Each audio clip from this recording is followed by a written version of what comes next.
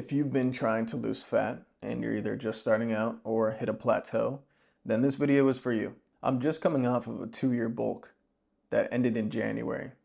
And since then, in the last 8 months, I've lost 36 pounds, all while still eating out multiple times a week, still drinking alcohol, and still living my life, okay? Doing all the normal things. And besides that, throughout the past 10 years, I've stayed lean. Yes, there's been ups and downs, bulks and cuts, but I've always been able to lose the weight. So from all that experience, I'm gonna give you my top 10 fat loss tips that actually work. By the end of this, you'll know how to approach fat loss in a way that's not only effective, but sustainable. My number one fat loss principle is this: eat high protein early in the day and save your carbs for later. When you front load protein, it keeps you full. It makes hitting your protein goal easier, and it prevents you from that late night scramble once you realize that you're 80 grams of protein short and you're trying to like triple scoop into your tiny little protein shaker.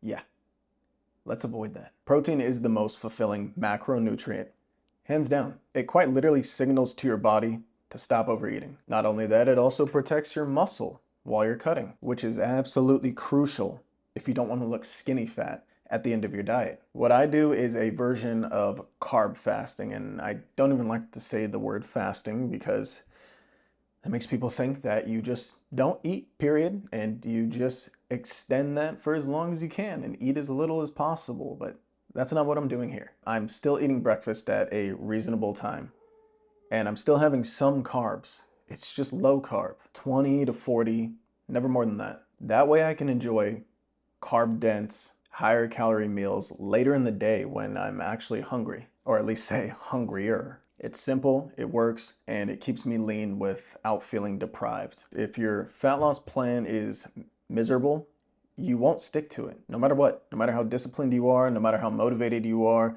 no matter your levels of devotion, you're not gonna be able to stick to it if it literally is causing extreme suffering. The only way I've been able to lose 36 pounds over 8 months and to be in a cut consistently for 8 months and keep my sanity is by making it enjoyable. As long as you're in a caloric deficit, you win. That means eat a hot dog for breakfast, eat an omelet at dinner, start your day off with a bowl of ice cream. As long as it fits within your caloric limit and you're hitting all of your other micronutrient goals, you're gonna win. Okay, it's gonna work. You're gonna see results. So have fun with it. For me, I eat the same high protein breakfast daily, but I'm very flexible with lunch and dinner. Some nights we're going out to eat, I'm having steak and fries. Or sometimes I'm on my own for dinner and I'm literally eating leftover pizza, 2 cups of milk, and a beef stick for dinner. Like, it's just whatever I want, whatever I'm craving. It's that flexibility that keeps me consistent. And that right there is the real secret. Consistency beats perfection every single time. If it's something that you're able to stick with, something you don't mind doing all the time, then you're gonna stick with it, right? It makes sense. But if you're trying way too hard to be so strict with these meal plans and restrictions and rules, I don't know. It just makes it so much more complicated for me. I'd rather just eat whatever I want in the moment, right? As long as it fits within my plan. I don't know. You could say I like being spontaneous. It just keeps things interesting for me. I hate the mundane. I'd rather it be fun. But if you're someone who likes boring meal prep and who likes to just eat the same thing every single time, every single day, and it makes it easy for you to shut your brain off and just do that, then do it.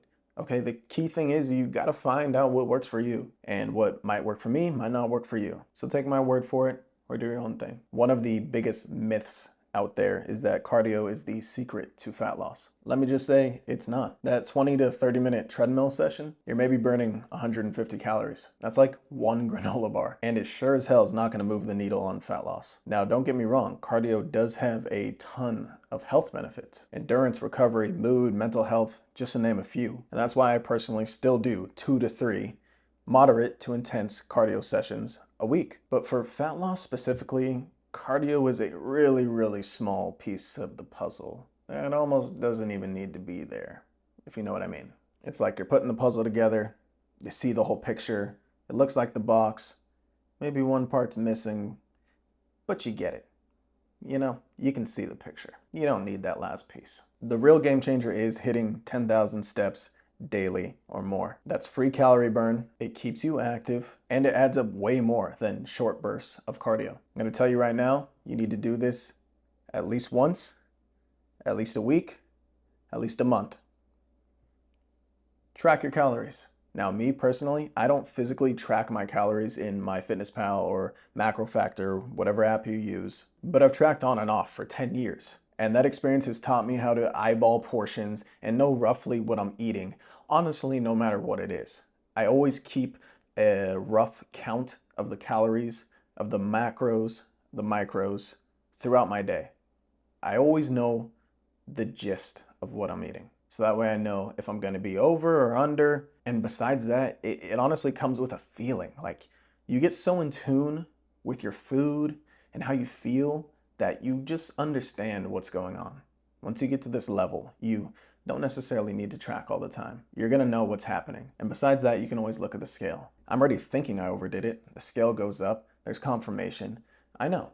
I didn't need to track that day to see that I was 1,000 calories over. And on the opposite end, it's if I'm feeling hungry as I'm going to sleep and I feel like I didn't eat enough, and then the scale drops like 3 pounds the next day, and then I'm like, okay, well, I probably didn't eat enough. If you've never tracked before, you definitely need to. It's one of the most eye-opening things you can do. You'll realize how easy it is to overeat without even noticing. And speaking of macros and micros, let's talk about one of the most important ones, protein. Here's my rule of thumb: 0.8 to 1 gram of protein per pound of a goal body weight. If you're 250 pounds and your goal weight is 180 pounds, aim for 180 grams of protein a day, not 250. That way you hit your protein goal without blasting past your caloric budget, trying to stuff your face with as much protein as you can, because that's gonna lead to overeating. And then if you're having that much protein, it doesn't leave a lot of room for carbs and fats, which you also need. So if you're trying to get all that in, you're gonna end up blowing past your caloric limit, and it's gonna put you out of a deficit. So following this rule of thumb is going to help you either A, stay in a deficit, or B, stay in a surplus, depending on what you're trying to do. And let me tell you, the easiest way to get out of a plateau is to just go back to tracking for a week. I even do it myself. You do that, you figure out what's happening, and you adjust from there. That way you're not just guessing, being like, I don't know, I think I'm doing everything right, and it's just not working. Oh well, might as well give up. No, track for a week, figure out what's happening, make the changes, and you'll be good.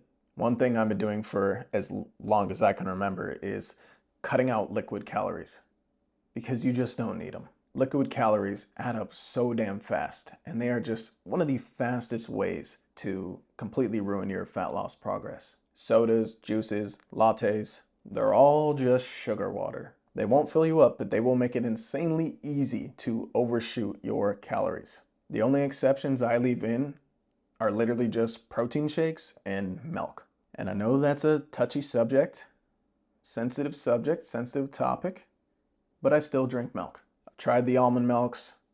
It's okay, I don't mind it, but I like the taste of milk. And it is a very easy way to just get in 10 grams of protein for like, only 90 calories if you're going fat-free. It's like, dude, I'll have 2 cups of that, 180 calories, 20 grams of protein. It's a nice break from the protein shakes. You know, I can't drink those all day. Milk, it's almost like water, the fat-free stuff. I can chug that whenever, no problem. So I just use that to fill in the gaps whenever I need it, along with protein yogurts like the Oikos that I love, love, love. 20 grams of protein, super easy to eat. You can stuff 2 of those down, 40 grams, whenever, on the go, in the morning, at night. It's a great dessert. They're fantastic. I cannot speak highly enough about them. But little things like that, all these little snacks that have high protein, will really, really help you hit your protein goal, especially when you see that you're under and you don't have enough calories for a whole meal, but you have enough for a little snack, dessert that has high protein. Getting back on topic, the bottom line here is that if your fat loss is stalling, definitely cut out your liquid calories. Just get rid of them, throw them away. You don't need them. Say it with me now.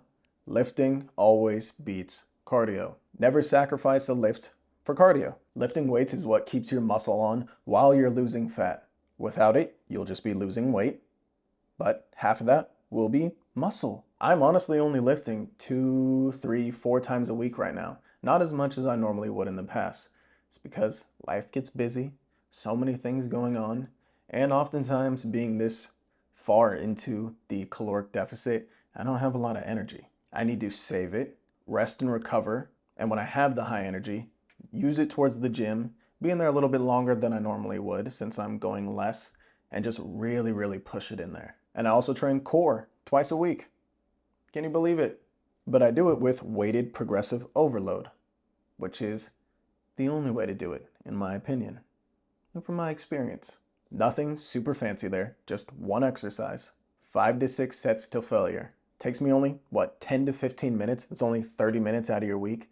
You might as well throw it in there. If you want them to look better when you get leaner, you gotta train them. And if you want to know more about core and ab training, you can go check my last video for a full detailed explanation on how to see your abs. But what I'll tell you here is that your diet reveals your abs, but training them makes them look better when you get lean enough. So all in all, prioritize lifting and then sprinkle in cardio. Man, if you're not sleeping, good luck losing fat. Poor sleep messes with your hunger hormones, makes you crave junk, absolutely slaughters your decision making, and stress is right there, hanging out too, doing the same thing by raising your cortisol. So when you get crappy sleep, you get stressed easier and more, which then raises your cortisol, and then you're just thrown all out of whack.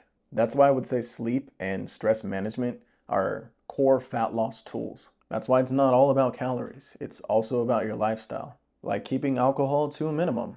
Like I still drink a couple times a week, but it's 2 to 3 tequila sodas, vodka sodas, or light beers. Never 6 to 7 sugary cocktails. Anything with sugar in it, cut it out. It's gonna make you hungover, bloated, increase the calories.